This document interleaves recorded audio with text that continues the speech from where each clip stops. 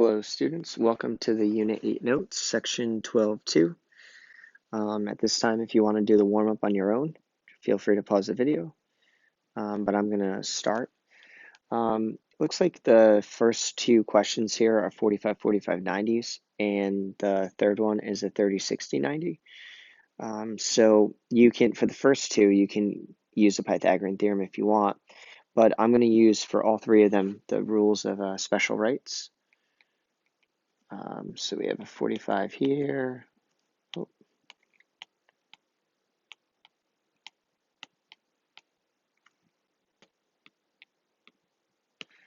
45 there. This one is a 30. All right, so if you remember, 45, 45, 90s, the formula is H equals L times the square root of 2, or S times the square root of 2. We have a short leg, long leg. It doesn't matter. They're both the same length. So in this case, we have the hypotenuse, which is 11, equals L times the square root of 2. So we divide both sides by the square root of 2 to solve for L. So the result here is L equals 11 over the square root of 2. Don't forget, you do have to rationalize this. So we are going to change the way it looks without changing its value. So we get L equals 11 square roots of 2 over the square root of 4. So L equals 11 square roots of 2 over 2. The variable that was used is the variable A, so I'm just going to replace it. So A equals 11 square roots of 2 over 2. We are done with number 1. Number 2 is going to use the same formula. H equals L times the square root of 2. So let me just separate these a little bit.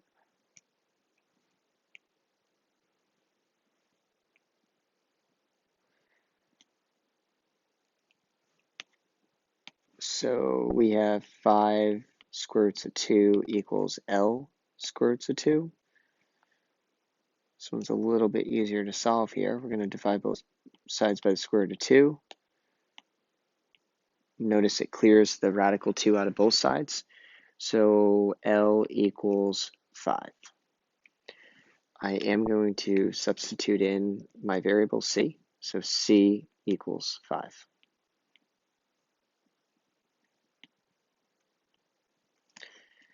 And the last problem we have here is a 30, 60, 90.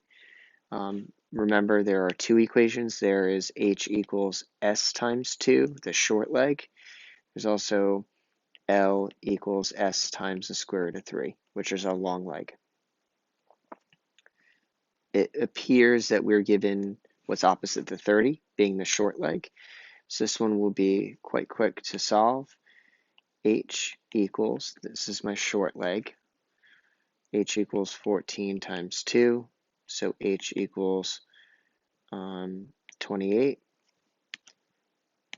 And this one, L equals short times the square root of 3, so L equals 14 times the square root of 3. And the question is, which side was I solving for? I was solving for side B. So B is equal to 14 square roots of 3. I really didn't have to solve for the hypotenuse. Oh wait, I'm sorry. No, the hypotenuse is what I was solving for. So I did have to solve for the hypotenuse. Here, hypotenuse equals 28. So B is equal to 28.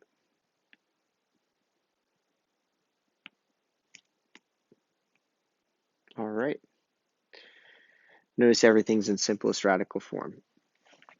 We might have to make some triangles up later on in this lesson, so I'm thinking we might see a 45, 45, 90 possibly. If not, we're still going to use the Pythagorean theorem. All right, chords and arcs. We're going to focus on chords today and the arcs they intercept. So, yeah, let's take a look at the first part of this. So here's a chord. PQ is a chord. So chord is PQ. what it does is it connects from one edge of the circle to another. It can go anywhere in the circle. You move it around wherever you want. The largest chord is a diameter. So the longest chord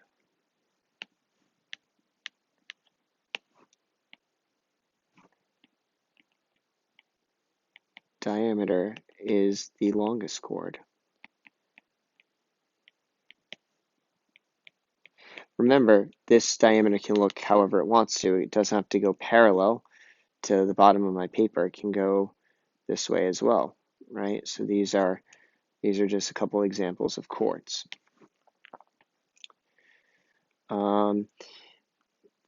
And let's take a look at our first theorem. So within a circle or in congruent circles, congruent central angles have congruent chords. So let's take a look at our congruent central angle. So let's draw a circle. Whoops.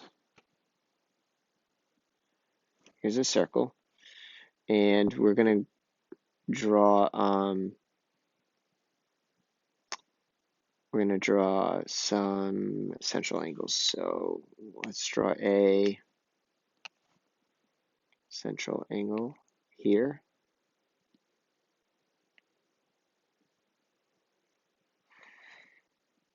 And I'm going to draw a congruent one. Let me do my best here to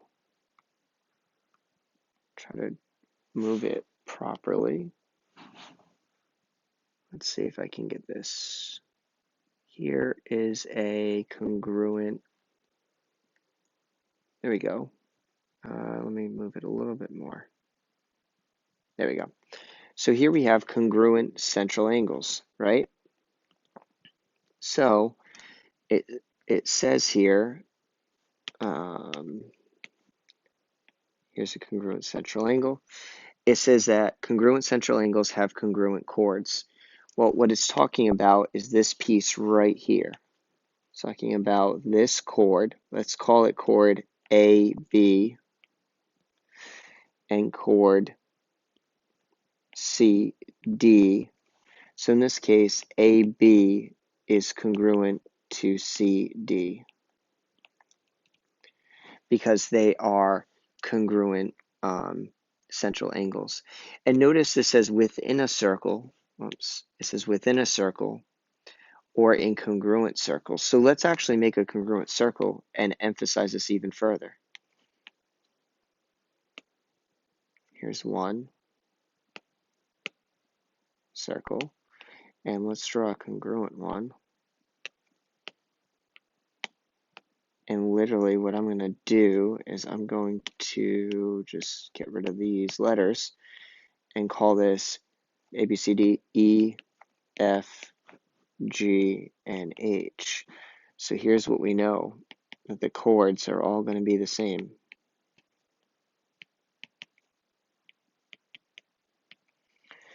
And I'm going to try to keep this the same size, but I'm just going to try to rotate it a little bit. Yeah, it looks like it's about the same size.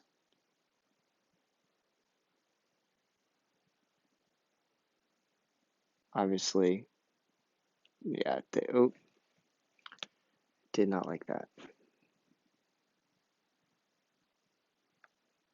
It still does not like that. There we go.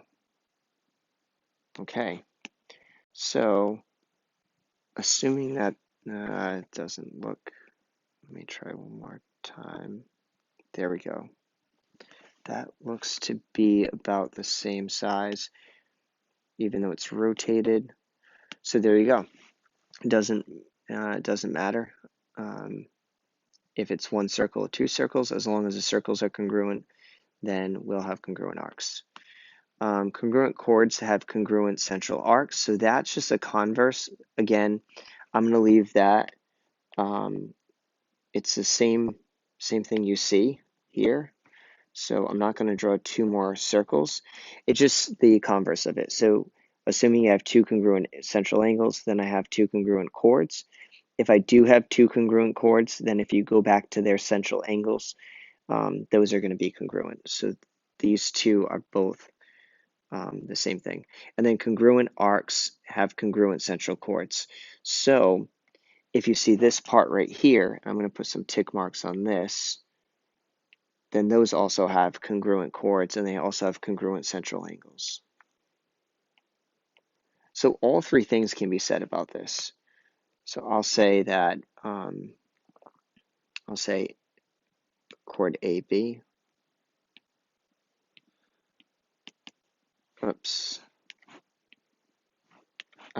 sorry, I mean arc AB, and arc CD, and arc EF, and arc GH. Those are all congruent.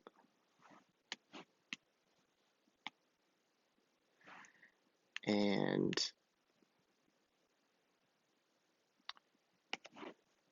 the last thing I will say for this one is, oh, that's not going to work out. Let's call that circle O and circle P. So angle AOB is congruent to angle COD is congruent to angle EPF.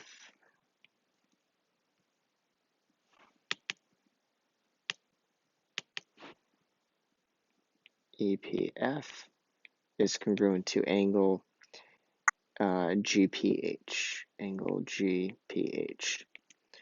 So that's kind of a summary using just one diagram of all the things that are congruent and all the things that are happening. Hopefully I did a good job explaining those, but all those parts are congruent. All right, chords that are equidistant from the center are congruent. So what that looks like is this right here. So chords equidistant from the center. I'm going to do my best here to make that. All right, so I'm going to exactly copy this so you know it's the same length. All right, and instead of rotating it, I'm just going to put it down here so that I don't change its length, just so that you see. So it says chords that are equidistant from the center are congruent. Well, here's the center. So it's saying that this right here, if these are the same length away, then what we know is that,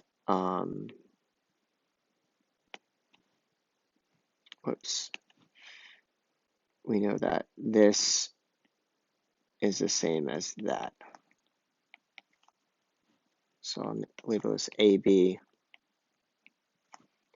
and CD. Now you're going to see these rotated. I just don't want to rotate them because I'm afraid that if I rotate them, I'll change the length of it, and that's not the point of what I'm trying to prove here. So AB is congruent to CD. Congruent chords are equidistant from the center. So that's this converse again. So it's saying if you know that AB is congruent to CD, then you also know that they're equidistant from the center R. And so you'd be able to put the tick marks in that you see in orange right here on those pieces. All right, lines through the center of a circle. If in a circle, diameter that is perpendicular to a chord bisects the chord and its arcs. Okay, so if it's perpendicular, it's going to bisect the chord and its arcs. So let's draw that one out. Oops, I don't want an ellipse. I don't want a line. There we go. I'm going to draw a diameter.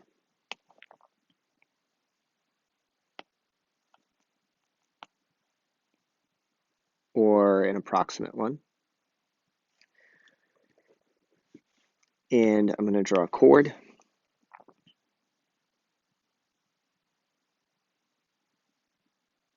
It's locking it into place there, so I'm assuming I did that. I'm assuming that's actually perfect.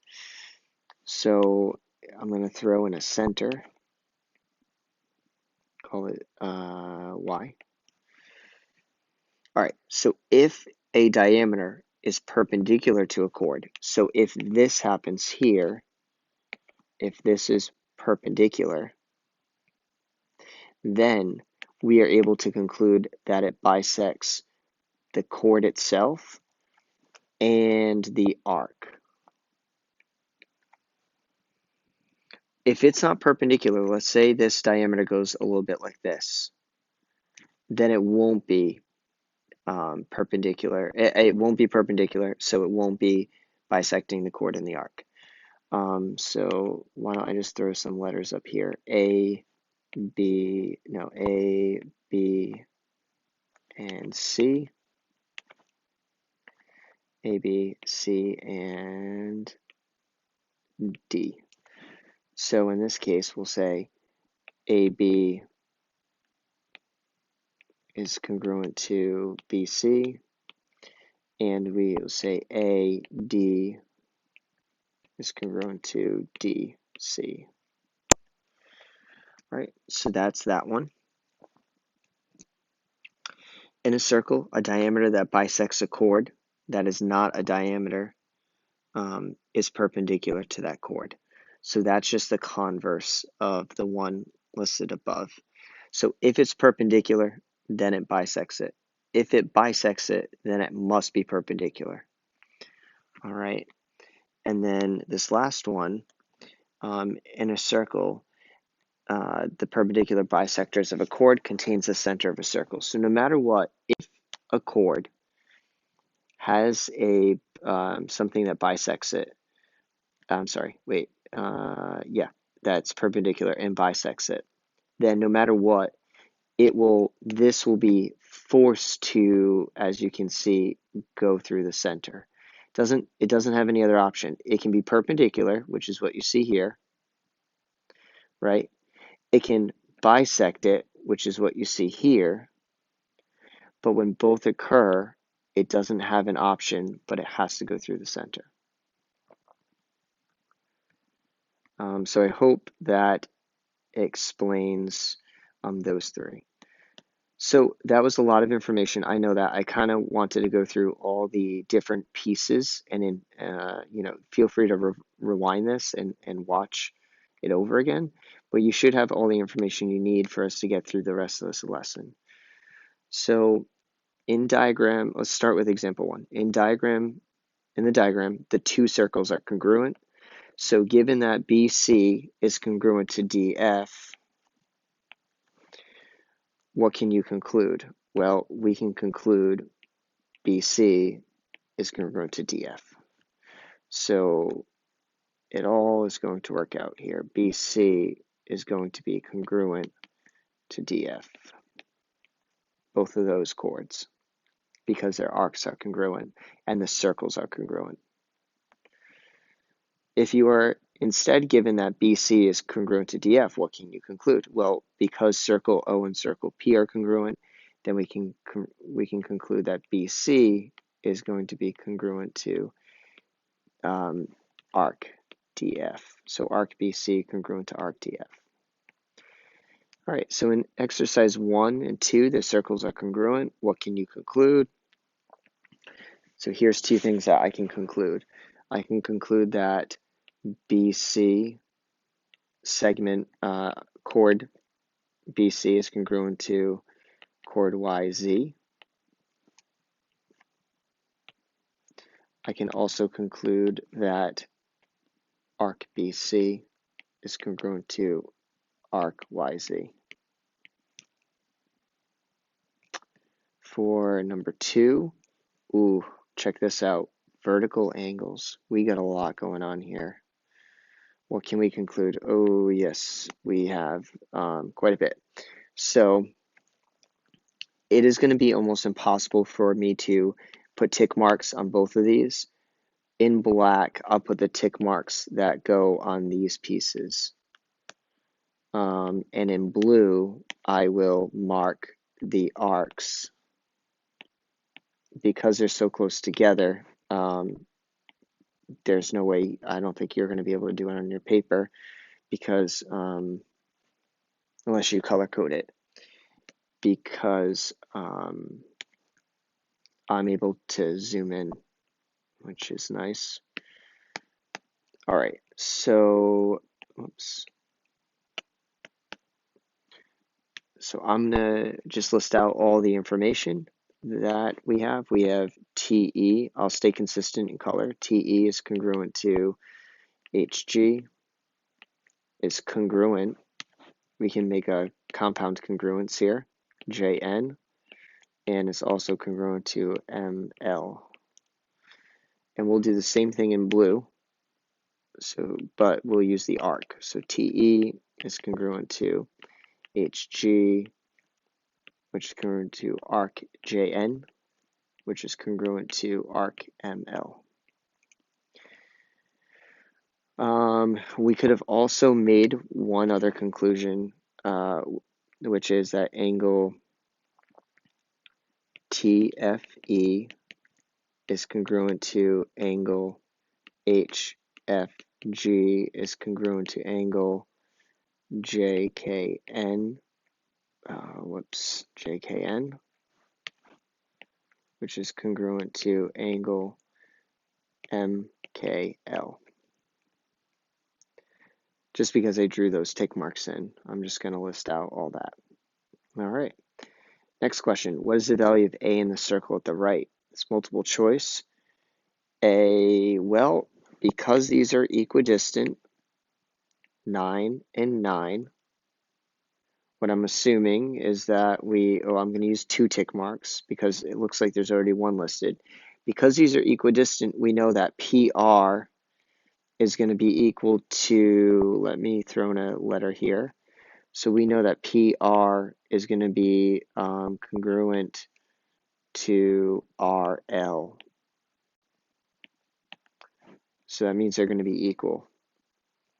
So PR is going to be equal to RL.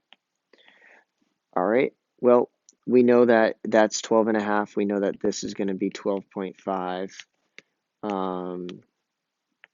And because we know that, we can then conclude that together, this will be 25. 12.5 plus 12.5, meaning that because this is equidistant as well, that's 12.5. So A is that whole length of RL, so A is going to be 25. Be careful, A is not pointing to one or the other. It's not pointing to this piece or this piece. It is pointing to the entire length of RL. All right, find the value of X in the circle at the right. Again, because this right here is 36, and because this right here is 36, using that converse, this piece, 16, has to be equal to this piece, 16. So really I have 18, 18, 18, 18, 16, and 16. So X, it seems super simple, I think, and it's because it is, super simple. These pieces are all congruent to one another because 18, 18 adds up to 36. If this wasn't 18 and 18, or this wasn't 36, then we couldn't make any conclusion. We would have to maybe set up a right triangle and try to use some values. Do you guys see this right triangle here? I could have done this to find this length of a radius. So here's a radius, and then you got 18 and 16. You could do the Pythagorean theorem and solve for this piece right here. Same thing like this one, you could have done this piece, could have set it up this way. But that is soon to come. That's going to be one of our new questions we get to. All right, so this one, there we are. Like I just said, we could use the Pythagorean theorem. So if we want to know what r is, well, that's a radius, but it's also our hypotenuse in this right triangle. So what I'm going to do is I'm going to knock this 14 into 7 and 7 because we know it's perpendicular. So we know that these pieces are going to have to be congruent with the theorems that we were given earlier. So this 14, I'm going to cross off, I'm going to cross this 14 off and make it 7 and 7. So now I'm going to have L squared plus L squared equals H squared. So 7 squared plus 3 squared equals R squared. So 49 and 9 is R squared.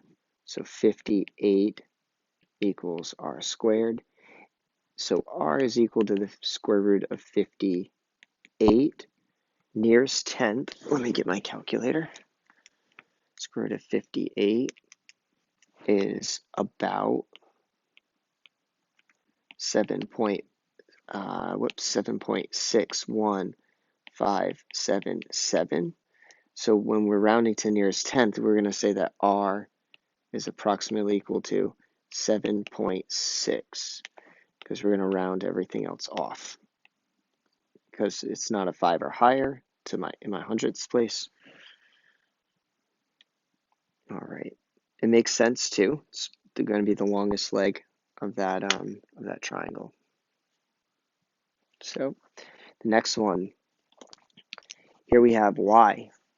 So we're going to do the Pythagorean theorem right here, and we're going to solve for y. So L squared plus L squared equals H squared. 11 squared plus y squared equals 15 squared. Remember, 15 is the hypotenuse in this case. It's my radius. So 121 plus y squared equals 225. So 225 minus 121. Y squared equals 104. So y equals the square root of 104. And we're going to get that y is equal to square root of 104. Well, it's approximately equal to 10.198039. So y is approximately equal to 10.2 is the way this one will round up.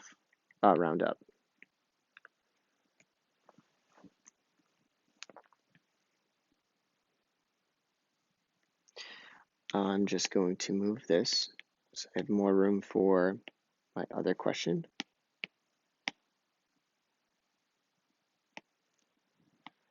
All right. Use a circle to the right to find the length of the chord. Find the distance from the midpoint of the chord to the midpoint of the minor arc.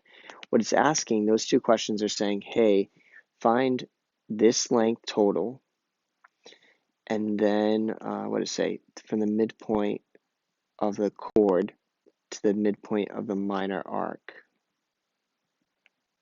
So it wants me to find this part right here. This is the midpoint of the chord, and this is the midpoint of the minor arc. So it's very unique. What I'm going to have to do, the easiest one to solve is going to be actually from the midpoint to the midpoint, so midpoint of chord to midpoint of arc.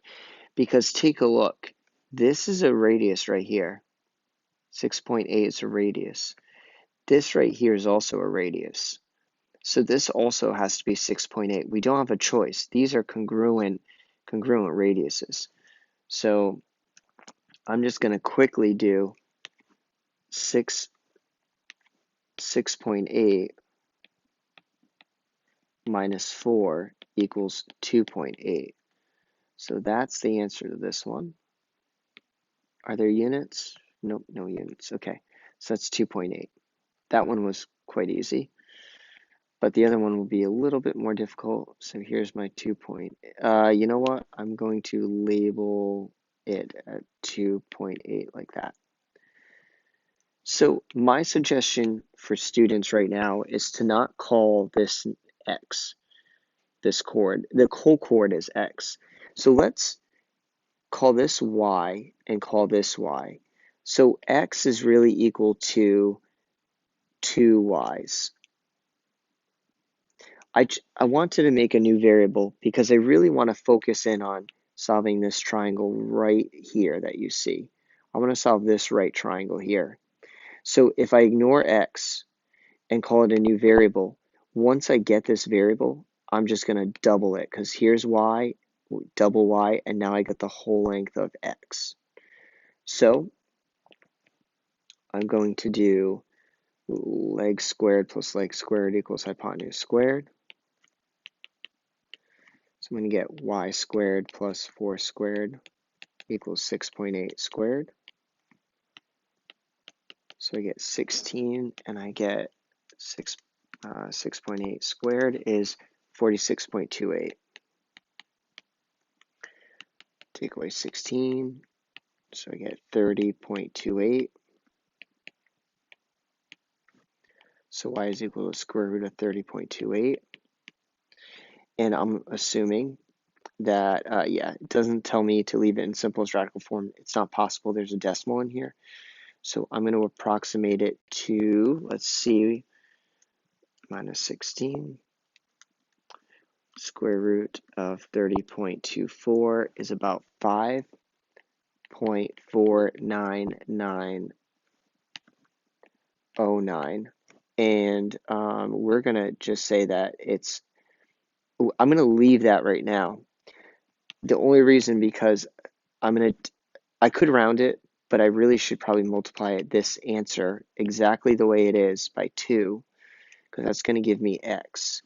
So x approximately equals, because if I round and I multiply it, I'm actually multiplying a rounded value. So let's round at the end, even though it's not going to make a difference for this one because of how nice these numbers were. They were really close to being 5.5. So in this case, it's really close to being 11. So we're going to say that x is equal to, approximately equal to 11 units. All right, I just think it's better to round at the end because if you start rounding the rounding, you're gonna, again, this wasn't affected because of how close this was to 5.5. But if this is 5.249, then you start to get into a weird spot. So just double it first and then round it. All right, this was a quick lesson. I think you're going to be good on all of these for the exercises, the notes. Remember, you want to do these so you're ready for the test. These are some conclusions. Yep, you should be able to make some conclusions about what you see here. These you're going to have to do some Pythagorean theorem. Don't forget, like in number 11, break this into 8 and 8. Make it easy on yourself. Break 20 into 10 and 10. All of a sudden, now you see your right triangle. This one, you're like, well, I don't know how to do x. Yeah, you know how to solve for x. Don't put x here. X is a radius, right? Draw a new one in. Call this one x. And you're good to go. Well, let's call this 4 and 4 instead. Now you're good to go. All right, so be smart about this. This one's x. Yes, some students might be tempted to say, hey, let's call this half of an x. You can, but you start to get in a really messy spot with the fraction or the decimal. So why don't you call this y, and then make sure you do x is equal to 2y's, right? Because you're going to want to make sure that you double whatever number you get for y. So set this Pythagorean theorem up just with y, and then double it.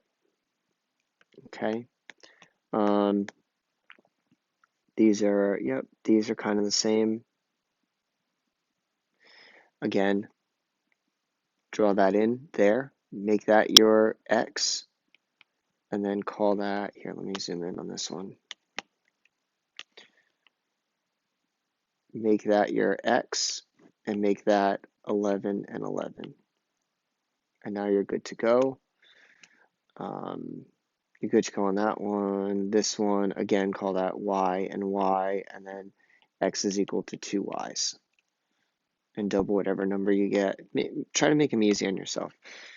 And you can do this worksheet. All the answers are in Google Classroom. And I think we're done. So yeah, so make sure you do, I lost it right there, 12-2 notes and 12-2 practice worksheet. All right, have fun.